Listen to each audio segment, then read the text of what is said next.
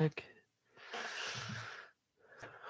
All right, and we're live. Hello, everybody. Welcome back to Wastegate Wednesday. Once again, I'm your host, Sean Urban, and we're gonna be taking a look at the Talladega weekend. The weekend overall, I'd rated a 7. I ran an 8 out of 10. It was a typical Talladega race. The one unique factor of it was that handling was a factor in it. In the past races, Talladega became a track where it would just eat up tires. The tires would, as in the surface of the track, would become so abrasive that the rubber from the tires would just start grinding and rubbing on. It's almost like putting chalk or a piece of foam to a rolling sandpaper or just rubbing it on sandpaper. It abrases quickly and it leaves these little white skid marks that are on the sandpaper, and handling was a factor. Drivers complained that they were tired getting loose into the corners, but it wasn't like to where someone was spinning out in 5 minutes like a Bristol dirt race. But yeah, Ross Chastain secures the second win of the season for Team Trackhouse and his second career win, and it's where I'm going to get into comparing the weekends between 2311 and Trackhouse, as well as which team is going to be good long term for NASCAR, and as well as improvements with the Fox broadcasts. All right, so we're going to pull up 23. So Trackhouse and 2311 are two of the newest teams, or rather the newest branding teams that debuted in 2021. 2311 being owned by Michael Jordan and Denny Hamlin. Obviously 23 Michael Jordan's number and 11 for Denny Hamlin's number. We're in the 23 with Bubba Wallace, whose crew chief was Mike Wheeler up until they switched him out halfway through with Booty Barker. And Team Trackhouse, owned by former Chip Ganassi test driver Justin Marks and Pitbull, which is interesting. So, taking a look at 2021, Bubba Wallace was the only driver. He had one win, 3 top 5s, 3 top 10s, 0 poles, led 62 laps. Most of them were led at Talladega, an average finish of 19.7, and he finished 21st in the points. And then come Kurt Busch. The season's not complete yet for Kurt Busch is still getting used to 2311, so I'm going to skip him. And last year for Trackhouse, they had one driver. They had Daniel Suarez, who had 1 top 5, 4 top 10s, led 74 laps, which came at a mix of tracks such as Dover and Bristol Dirt, but most of them coming from Bristol Dirt, and finished 25th in the standing with an average finish of 20.1. But Suarez compared to Bubba's has, oh, you have equipment, you have all these people rooting for you. Suarez has always needed a place to where he needed support. Coming into the Cup Series, Suarez ran 2 years with Joe Gibbs Racing from 2017 to 2018 until he was let go, and then ran a 1-year deal with Stewart Haas. But it was kind of more he was a seat warmer for Cole Custer before they moved him up the Cup in 2020. And Suarez took a little bit of a part-time sabbatical schedule in 2020 during the whole pandemic calamity. And 2021 was where he came to Trackhouse. He has some shades of brilliance at the intermediate tracks. I feel like super speedways are kind of tracks where they're a wild card, which means anybody can really win and get a spot. But Suarez showed more promises on the intermediate tracks, which is where you really need to be good at if you want to score points and wins. And in 2022, around October, or late September, early October, they announced that Ross Chastain would be driving the number 1 for Trackhouse Racing. Trackhouse had made a deal earlier in the year to buy Chip Ganassi Racing to buy Chip Ganassi's NASCAR program. They have Extreme E and IndyCar programs, Chip Ganassi now, but they sold their NASCAR program. And Ross Chastain stayed with kind of the whole Chip Ganassi crew as they moved from Ganassi to Trackhouse facilities.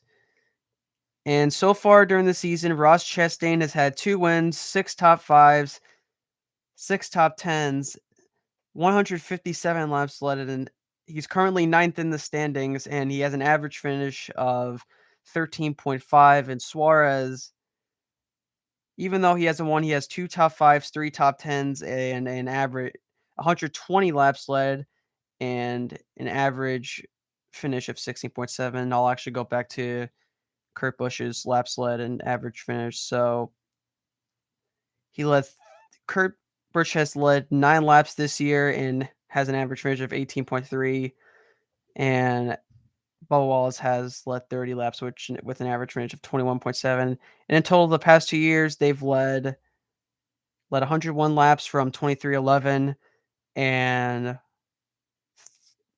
Trackhouse doubled that with 351 laps led so far. It's where where Trackhouse utilizes performance over publicity. They have a lot of sponsors. They have 2Ds, which is a little dive bar down in Nashville, and they have other sponsors. They include a beautiful GoPro scheme for Martinsville, and they're beginning to utilize function over form.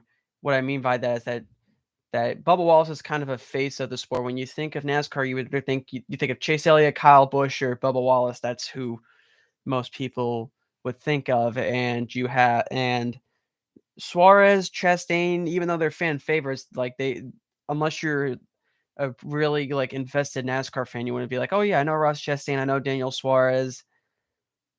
But choosing publicity over function, 2311 had an atrocious race at the Talladega. Even though Bubba Wallace was out front, Kyle Larson slammed into. Well, it's the third time that he didn't use his rear view mirror and ended up clipping Bubba Wallace and driving him right into the wall. And Kurt Busch also he clipped Kurt Busch, and then Bubba Wallace ended up in the inside wall. I didn't really see much of the replay, but Ross Chastain came to secure his second win of the season. And it's where Trackhouse kind of questions the legitimacy and the performance, because hasn't been the first time that Denny Hamlin's going to have to pay out of pocket for his cars. And even though Trackhouse has had some moments where they've either crashed or they hit the wall, it's happened less frequently. And with Trackhouse buying out that Chip Ganassi program, which has, even though I consider it C tier, Trackhouse is kind of that dark horse where they're going to vie for a championship now, and it's going to be great to see. And overall, there's been a lot of improvements with the Fox broadcast over, I think, this season, where the whole story last year was trying to figure out if the next gen car or the Gen 7 now was going to fix the racing problem. They've got that sorted out. The broadcast was a huge improvement overall. They brought back the outside booth, which is where fans can go and see people such as Mike Joy or Clint Boyer or excuse me, 1 second. That guy, I forgot his name. Beers. One of the names that were brought into each week, NASCAR has brought in new. Oh, Chris Myers is his name. Whether it's Chris Myers, who's been a big voice of the sport, or Clint Boyer, but being a Talladega race where even though it's been kind of Elliott country the last few years, it was always been Earnhardt country. It's always been an Earnhardt track, and Dale Earnhardt Jr. was brought into the booth for this race. I thought it was perfect. It was great. They brought Larry McReynolds back in the Xfinity series to crew chief for Jeffrey Earnhardt, who was driving a 3 for RCR. They almost won the race. If Noah Gragson had got out, then Jeffrey Earnhardt would have won the race. And it was a really good heartfelt story to watch on Saturday, seeing the 3 almost win it with Larry McReynolds as the crew chief, driven by an Earnhardt. But it's a feel good story for Saturday. That's what I'll say. And Junior kind of has this thing where he's been really great when NBCSN had NASCAR over the last few years, and when they brought him up in the booth for the Daytona races, when you bring Dale Jr. in for a plate race, he's interested. He takes the sport seriously, and it balances out a little bit of Clint Boyer's kind of goofiness, where he kind of tends to make jokes. There weren't any jokes or overused puns. It was more of an investment of the race, and it was an overall big improvement for the booth. And I think that bringing on other drivers that have had experience at certain tracks and who have bring in a driver. I know we have Clint Boyer, but we've had champions. We have Matt Kenseth in the booth. We have Tony Stewart. I think really experienced drivers are a great way to kind of like filtering out and bringing in different drivers.